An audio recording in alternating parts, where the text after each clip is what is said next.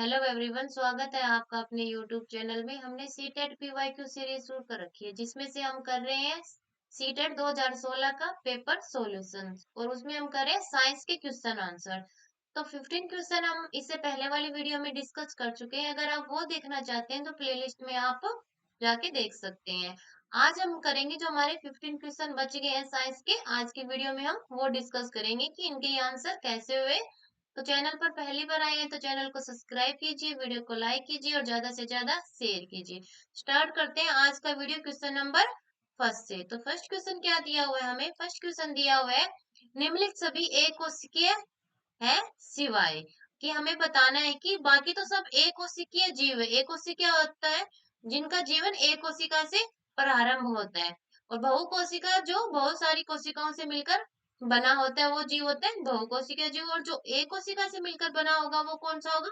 एक कोशिकीय जीव होगा। तो हमें ये बताना है कि हमें जो चार ऑप्शन दिए हैं उसमें से तीन ऑप्शन तो एक कोशिकीय है, पर एक ऑप्शन इसमें से ऐसा है जो बहुकोशिकीय है। वही हमें देखना है कि कौन सा है।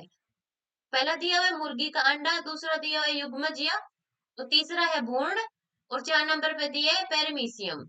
तो आपको पता है कि जो अंडाणु और शुक्राणु मिलके क्या बनाते हैं? युग्मनज बनाते हैं। तो वो तो एक कोशिकीय ही होगा।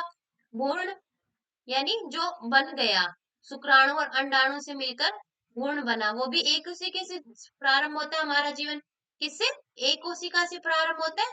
भ्रूण होता है उसमें सिर्फ एक कोशिका आती है, धीरे धीरे वो कोशिका अपना विकास करती है तो फिर हम बहुकोशिकीय जीव में परिवर्तित होते हैं। तो भ्रूण होता है वो एक कोशिकीय होगा, युग्मनज भी एक कोशिकीय होगा, और पैरामीशियम भी एक कोशिकीय होते हैं। तो दो, तीन और चार तो एक कोशिकीय जीव है। पर इसमें जो दिया हुआ है मुर्गी का अंडा, ये एक बहुकोशिकीय जीव है, तो यही इसका आंसर हो जाएगा। तो पहले का क्या होगा? फर्स्ट नंबर, मुर्गी का अंडा। आगे क्या दिया हुआ है? दैनिक जीवन के निम्नलिखित उदाहरण पढ़िए तथा उचित विकल्प का चयन कीजिए। पहला दिया है जब भोजन खराब होता है तो वह दुर्गंध उत्पन्न करता है। तो आप सबको पता है कि जब भोजन खराब होता है तो दुर्गंध आने लग जाती है। क्यों? क्योंकि उसके ऊपर फफूंदी लग जाती है, कवक लग जाते हैं, जो जो खाना होता है उसको अपघटित कर देते हैं। ठीक है, तो ये कैसा परिवर्तन है? एक रासायनिक परिवर्तन है। क्या जो खाना था उसको हम वापस से उसी गुण में वापस ला सकते हैं, खाने में परिवर्तित कर सकते हैं? खराब होने के बाद में नहीं कर सकते। तो ये क्या है? एक रासायनिक परिवर्तन है। दूसरा क्या हुआ है? सेब के एक टुकड़े को जब कुछ क्षण के लिए बाहर रखा जाता है तो वह भूरा हो जाता है। यानी सेब को जब हम काटते हैं तो पहले जैसा होता है, थोड़ी देर बाद में अगर हम उसको देखते हैं तो क्या हो जाता है? वो काला पड़ जाता है। क्यों? क्योंकि वायुमंडल के ऑक्सीजन के साथ वो क्रिया कर लेता है, इससे उसका कलर है वो परिवर्तित हो जाता है। क्या फिर जो सेब काला हो गया उसको हम वापस से व्हाइट कर सकते हैं? नहीं कर सकते। तो ये भी क्या है? एक रासायनिक परिवर्तन है। तो पहला भी रासायनिक परिवर्तन था, दूसरा भी रासायनिक परिवर्तन। तीसरा क्या है? चींटी के काटने से उत्पन्न जलन को शांत करने के लिए कैलामाइन का प्रयोग किया जाता है। क्योंकि चींटी के डंक में क्या होता है? एक अम्ल होता है, जो जैसे ही वो हमारी बॉडी को काटती है तो हमें जलन होने लग जाती है। उसके बचाव के लिए हम क्या करते हैं? कैलामाइन का प्रयोग करते हैं। तो ये भी एक रासायनिक परिवर्तन है कि चींटी ने हम पे छोड़ा, ठीक है, अम्ल, वो चला गया, उसको वापस से हम क्या वापस चींटी के उसमें डंक में डाल सकते हैं? नहीं डाल सकते। तो ये क्या हो गया? एक रासायनिक परिवर्तन है। तो तीनों दिए हुए ये क्या है? हमारे रासायनिक परिवर्तन। रासायनिक परिवर्तन क्या होता है? जो अपना गुण और जो उसके गुण होते हैं वो चेंज हो जाते हैं परिवर्तन होने के बाद में। पर भौतिक परिवर्तन में उसकी जो क्वालिटी होती है वो चेंज नहीं होती, जैसा पहले था वैसा ही रहता है, पर उसका रूप बदल जाता है। तो भौतिक और रासायनिक परिवर्तन देख लिया हमने। तो ये तीनों क्या है? रासायनिक परिवर्तन है। अब हमें देखना है कि जो ये एग्जाम्पल ये दिए हुए थे, उदाहरण दिए हुए हैं दैनिक जीवन के, वो क्या है? ऑप्शन से हमें देख के बताना है। तो पहले सभी रासायनिक परिवर्तन है, ए तथा बी रासायनिक परिवर्तन प्रस्तुत करते हैं, पर सी भी है इसमें, तो ये तो गलत हो गया। बी एक भौतिक परिवर्तन है, भौतिक परिवर्तन तो है ही नहीं, तीनों रासायनिक है। ए बी भौतिक परिवर्तन है, तो ये भी गलत हो गया। तो पहला ऑप्शन सही हो जाएगा कि सभी क्या है? रासायनिक परिवर्तन है, ये तीनों जो दिए हुए हैं। नेक्स्ट क्वेश्चन क्या है?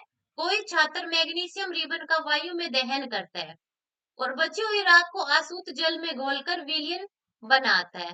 इस विलयन की एक बूंद क्रम से पहले नीले लिटमस और फिर लाल लिटमस पर डालने पर वह यह परीक्षण करेगा कि क्या होगा। कि कोई छात्र है वो मैग्नीशियम रिबन को जलाता है। कौन से रिबन को? मैग्नीशियम। मैग्नीशियम क्या होगा? Mg। क्या होता है मैग्नीशियम? Mg। ठीक है, रिबन का वायु में दहन करता है, तो वायु यानी ऑक्सीजन, जलने के लिए ऑक्सीजन जरूर होती है, तो ऑक्सीजन के साथ उसने उसको जला दिया। बची हुई जो राख है यानी रिबन को जलाने पर जो राख बची है उसको कहाँ डाल देता है वो? अशुद्ध जल कौन सा होता है? शुद्ध जल होता है, जिसमें किसी प्रकार की कोई मिलावट नहीं होती है। वो जो राख को उस अशुद्ध जल में घोलकर एक विलियन बना देता है। ठीक है, इस विलियन की एक बूंद वह क्रम से पहले नीले लिटमस और फिर लाल लिटमस पर डालता है, तो देखता है कि क्या होगा। आपको पता है Mg यानी मैग्नीशियम रिबन को जलाया तो Mg हो गया, जल के साथ H2O हुआ। जल क्या होता है? H2O। ठीक है, तो ये इसके साथ क्रिया करेगा तो क्या बन जाएगा? MgOH की 2I। क्या बन जाएगा? Magnesium hydroxide. और ये क्या होता है? एक क्षार होता है। क्या होता है? ये एक क्षार होता है, जिसे प्रति अम्ल भी कहते हैं। जो जो अम्ल की मात्रा हमारे पेट में ज्यादा हो जाती है तो उसको क्षार के लिए हम इसी का यूज करते हैं, जिसे क्या कहते हैं? Milk of magnesia. इसी का इसे प्रति अम्ल भी कहते हैं। और ये क्या है? एक क्षार है। तो क्षार क्या करता है? क्षार क्या करता है?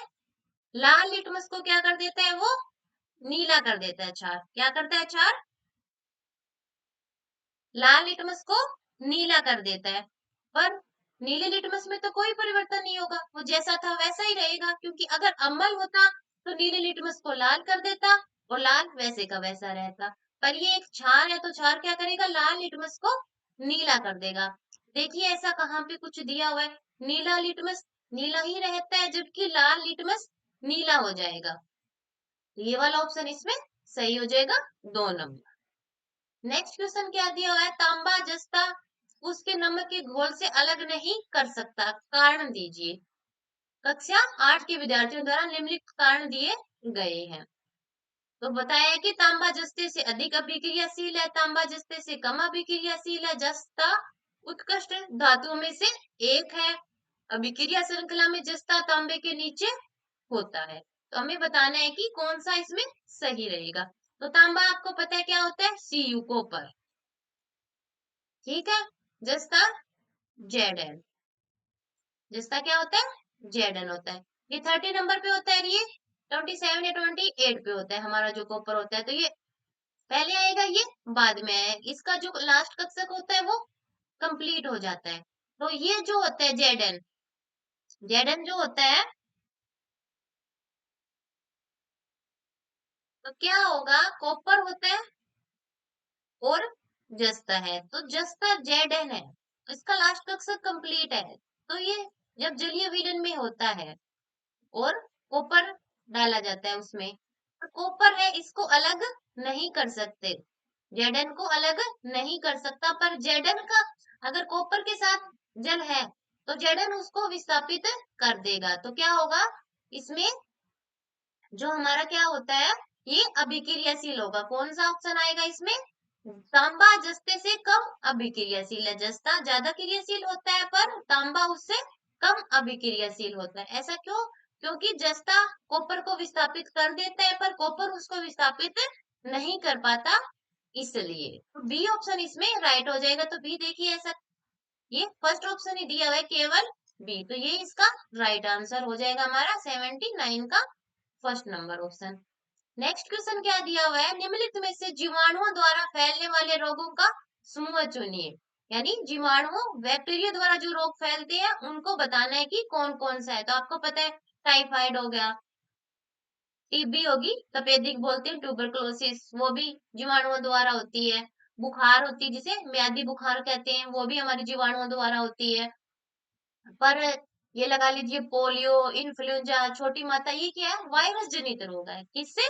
वायरस से होते हैं। ये किससे होते हैं? वायरस से। पर ये जो तपेदिक, निमोनिया, म्यादी बुखार, टाइफाइड बोलते हैं जिसे, ये क्या होते हैं? हमारे जीवाणु जनित रोग होते हैं। कौन से रोग होते हैं? ये जीवाणु जनित होते हैं, यानी जीवाणुओं द्वारा ये फैलते हैं। जैसे हम आपने सुना होगा कि टाइफाइड होगा। टाइफाइड किसकी वजह से होता है?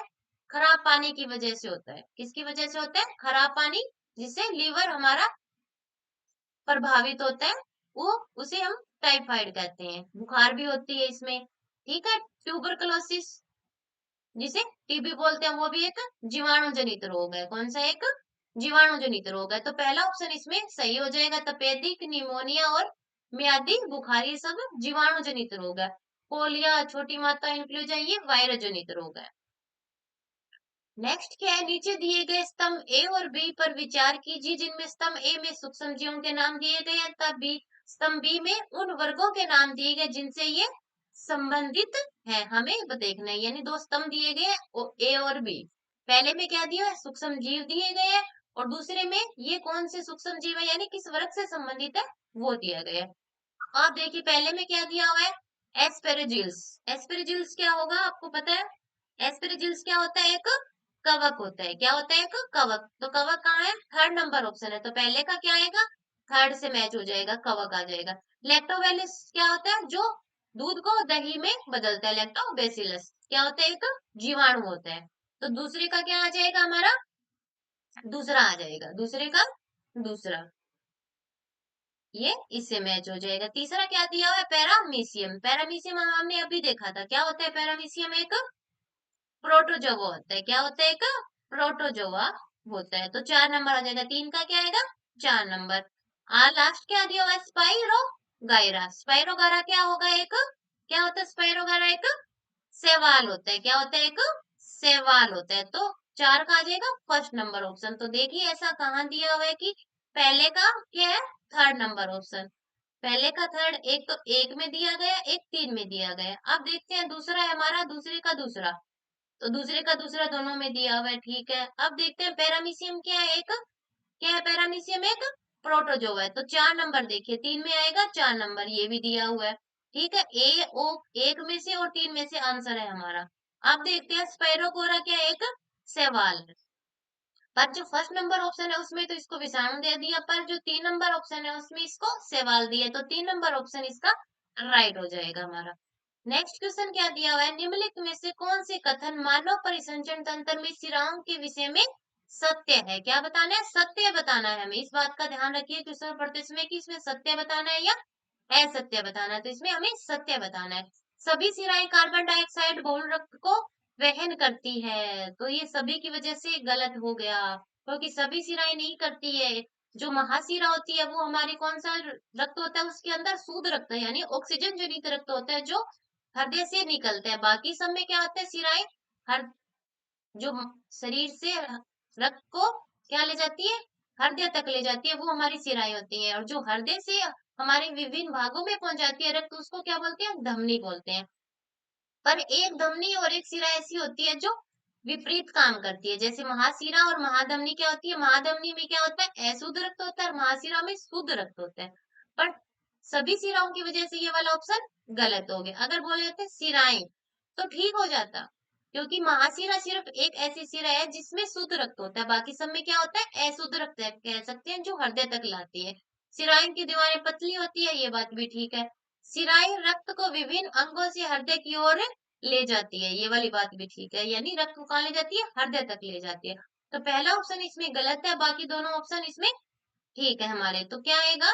बी और सी राइट हो जाएगा। तो 3 नंबर ऑप्शन इसमें राइट हो जाएगा हमारा। नेक्स्ट क्वेश्चन क्या दिया हुआ है? नेक्स्ट क्वेश्चन है सेलुलोज से संबंधित है नेक्स्ट क्वेश्चन हमारा।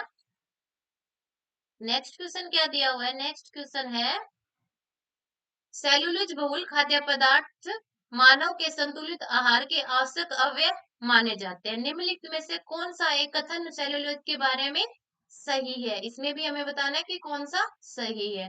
तो पहला कथन क्या दिया हुआ है? सेलुलोज क्या होता है? पहले तो आप यही बताइए। सेलुलोज होता है जो पादपों में पाया जाता है। आपको पता है किसमें पाया जाता है? पादपों में पाया जाता है। ये ह्यूमन बॉडी में नहीं पाया जाता, क्योंकि हमारे अंदर सेलुलोज को पचाने वाला एंजाइम नहीं होता। सेलुलोज आसानी से छोटे छोटे अवयव में टूट जाता है, जो श्वास के रूप में निष्कासित हो जाते हैं। दूसरा ऑप्शन दिया है, यानी दूसरा सेलुलोज के बारे में कथन दिया है, मानव में उपस्थित सेलुलोज पाचक जीवाणु सेलुलोज को रेशों में परिवर्तित कर देते हैं। मानव में सेलुलोज पाचक एंजाइम नहीं होता, ये वाली बात इसमें सही है कि मानव में नहीं होता, ये पौधों में पाया जाता है। सेलुलोज एक प्रकार का क्या है? कार्बोहाइड्रेट है, जो मानव रुधिर में अवशोषित होकर ऊर्जा उत्पन्न करता है। तो सेलुलोज नहीं करेगा, ये वाला ऑप्शन भी गलत है। तो इसमें एक ही ऑप्शन ऐसा है जो ठीक है सेलुलोज के बारे में, 3 नंबर ऑप्शन। तो देखिए 3 नंबर ऑप्शन इसमें सही है, जो सेलुलोज के बारे में सही है, तो 3 ही इसका आंसर होगा। नेक्स्ट क्वेश्चन क्या दिया है, सिर और ऊपरी जबड़े के बीच की जोड़ का एक उदाहरण है, यानी सिर और जो हमारा ऊपरी जबड़ा है उसमें किस प्रकार का जॉइंट पाया जाता है, यानी किस प्रकार का जोड़ पाया जाता है, वो हमें बताना है। तो कई प्रकार के जॉइंट होते हैं हमारी बॉडी के अंदर। एक हमारी जो कोहनी में होता है कि एक ही डायरेक्शन में मुड़ पाता है। कौन सी डायरेक्शन में? एक ही डायरेक्शन में मुड़ पाता है, जिसे हम क्या कहते हैं, हिंज जॉइंट कहते हैं। कौन सा जॉइंट कहते हैं? हिंज जॉइंट कहते हैं। जैसे हमारे कोहनी का लगा लीजिए, और किसका होता है, घुटने का भी, ये भी सिर्फ एक ही डायरेक्शन में हम दूसरी तरफ मोड़ेंगे तो टूट जाएगा। तो इसे क्या कहते हैं, हिंज जॉइंट कहते हैं, यानी जो एक ही दिशा में मुड़ता है हमारा। और कौन कौन से जॉइंट होते हैं हमारे, एक जो ये दिया हुआ है फिक्स जॉइंट, यानी जो फिक्स होगा, जिसकी जो मूवमेंट है वो नहीं होगी। एक दिया हुआ है हमें कंदुक या खलिका जॉइंट, कंदुक या खलिका जॉइंट, जिसे क्या कहते हैं, कौन सा जॉइंट होता है ये हमारे, किसी भी दिशा में घुमाया जाता है। जो कंदुक और खलिका जॉइंट होता है हमारा, वो उसको किसी भी डायरेक्शन में हम घुमा सकते हैं, जो हमारी जांग वगैरह में इनमें पाया जाता है। ठीक है, तो हमने देख लिया हिंज जॉइंट कौन सा होता है, जिसको सिर्फ एक डायरेक्शन में घुमाया जाता है। फिक्स जॉइंट हो गया हमारा जो फिक्स होगा। कंदुक या खलिका जॉइंट जो हम किसी भी दिशा में घुमा सकते हैं। श्रोणी या पॉली ये कौन सा होता है हमारा, जिसको आगे पीछे या ऊपर नीचे ऐसे घुमा सकते हैं, जैसे हमारी गर्दन का लगा लीजिए एक प्रकार से। ठीक है, तो ये हो जाएगा हमारा पोल्विक जॉइंट। तो हमें बताना है सिर और ऊपरी जबड़े में, तो ये फिक्स ही होता है एक प्रकार से, तो कौन सा आ जाएगा इसका, हमें 4 नंबर ऑप्शन इसका बंद जॉइंट ही फिक्स जॉइंट इसको कहते हैं, जो ऊपरी जबड़े में और सिर में होता है।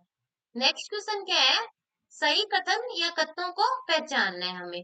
धरती में भंडारी ताजा जल विश्व की नदियों और झीलों में विद्यमान जल से कम है, तो ये बात क्या सही है? जो धरती पर भंडारित जल है, यानी धरती पर कितना जल आपको पता है, 75% पानी है धरती पर उसमें से अशुद्ध ज्यादा है और शुद्ध कम है, यानी समुद्रों में महासागरों में ज्यादा है, जो पीने योग्य नहीं है। पीने योग्य जल बहुत कम मात्रा में है। इसमें क्या दिया, धरती पर भंडारित जल विश्व की नदियों और झीलों में विद्यमान जल से कम है क्या?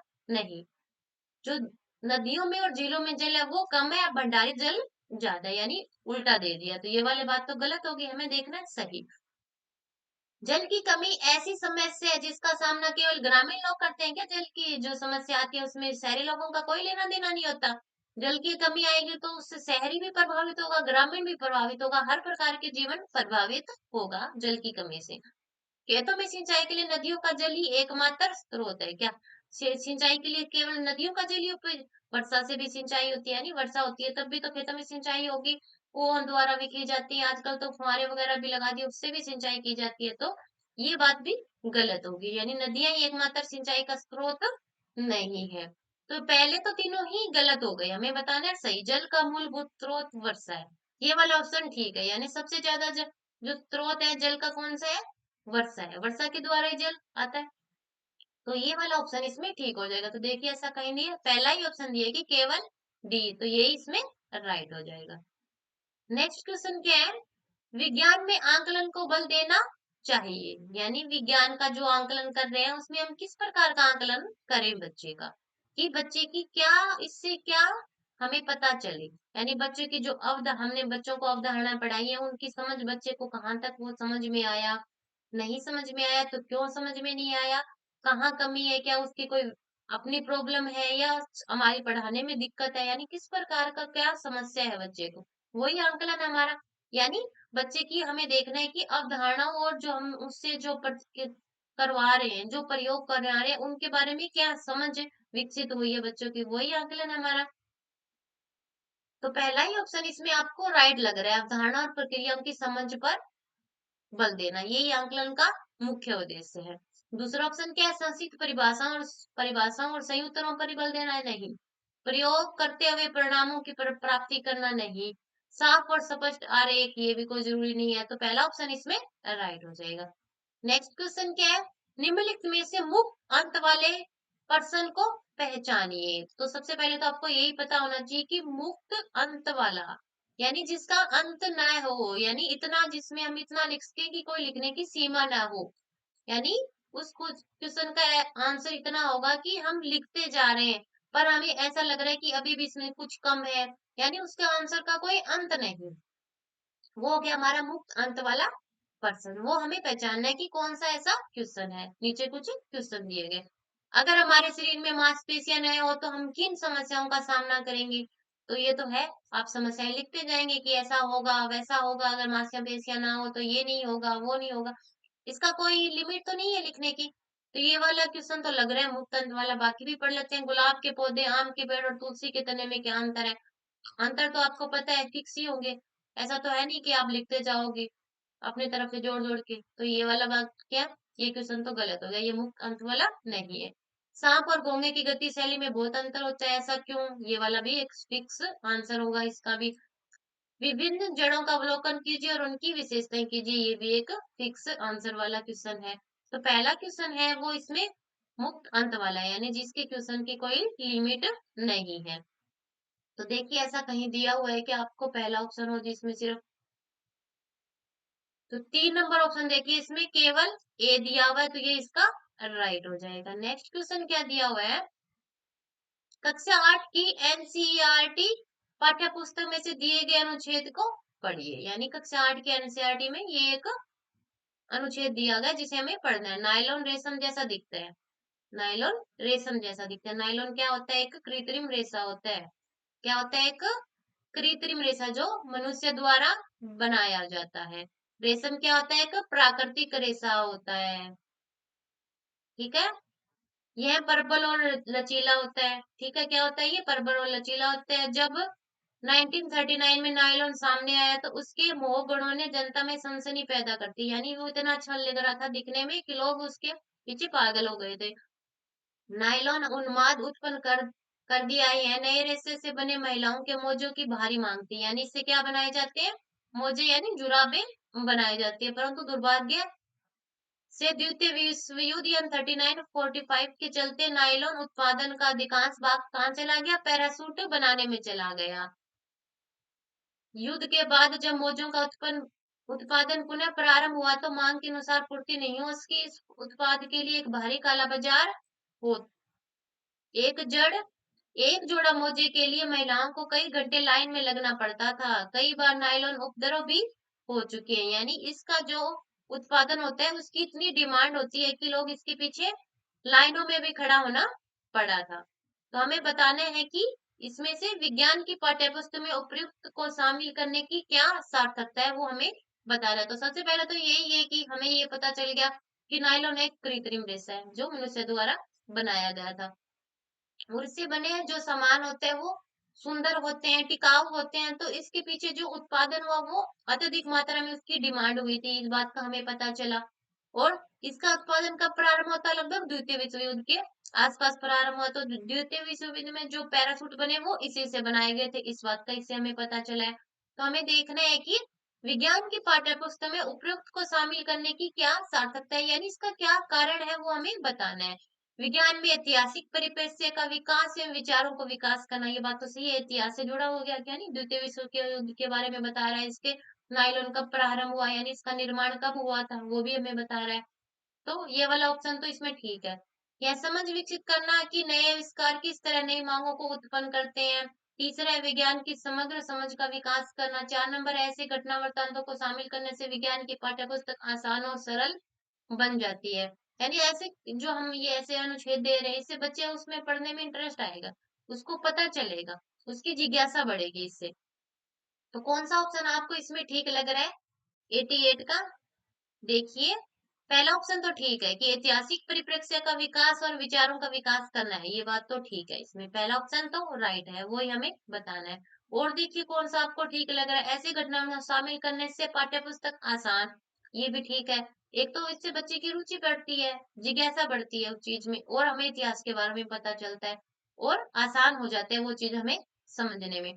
तो पहला और 4 नंबर है, यानी ए और डी इसमें राइट हो जाएंगे हमारा। तो 4 नंबर ऑप्शन इसमें ठीक है। नेक्स्ट क्वेश्चन क्या दिया है? कभी कभी शिक्षार्थियों को विज्ञान संबंधी अवधारणाओं से जुड़ी वैकल्पिक अवधारणा होती है। विज्ञान शिक्षक को क्या करना चाहिए। यानी शिक्षार्थी है, उनको विज्ञान से कई बार ऐसा हो जाता है कि कोई वो गलत चीज को सत्य मान लेते हैं, यानी उसकी उन्होंने जो अवधारणाएं बनाई है वो कई बार हो सकता है गलत हो, जरूरी नहीं है पूरी तरह गलत हो, कई बार उसमें ऐसा हो जाता है कि कुछ हद तक वो सही भी हो, कुछ उसमें ऐसा हो कि शिक्षार्थियों को लगे कि नहीं यही सही होगा, वो ऐसी अवधारणा यानी वैकल्पिक अवधारणा बना लेते हैं। तो विज्ञान शिक्षक को उस बारे में क्या करना चाहिए? तो क्या करना चाहिए एक ऐसे शिक्षक को? उनके जो उदाहरण है उनसे संबंधित यानी उनको स्पष्ट करना चाहिए। स्पष्ट करेगा तो बच्चों को समझ में आ जाएगी, या कोई ऐसा एग्जाम्पल देना चाहिए, कोई प्रत्यक्ष अनुभव कराना चाहिए जिससे उस अवधारणा से संबंधित बच्चे के जो वैकल्पिक अवधारणा है वो समाप्त हो जाए। तो क्या आएगा इसका आंसर आपको पता है? विभिन्न गतिविधियों के माध्यम से अपने विचारों पर पुनः विचार करने से शिक्षार्थियों को मदद करें, यानी उस जो क्या की है, जो अवधारणा बच्चे ने बना ली है उसको बोले कि इसको आप दोबारा से इस चीज को देखो, उससे पुनः विचार करो, तो उस चीज से जो उनकी वैकल्पिक धारणा है वो दूर हो जाएगी। तो 4 नंबर ऑप्शन इसमें राइट हो जाएगा। नेक्स्ट क्वेश्चन क्या दिया है? निम्नलिखित कथनों में से कौन से एक अच्छी विज्ञान कक्षा की ओर संकेत करता है, वो हमें बताना है।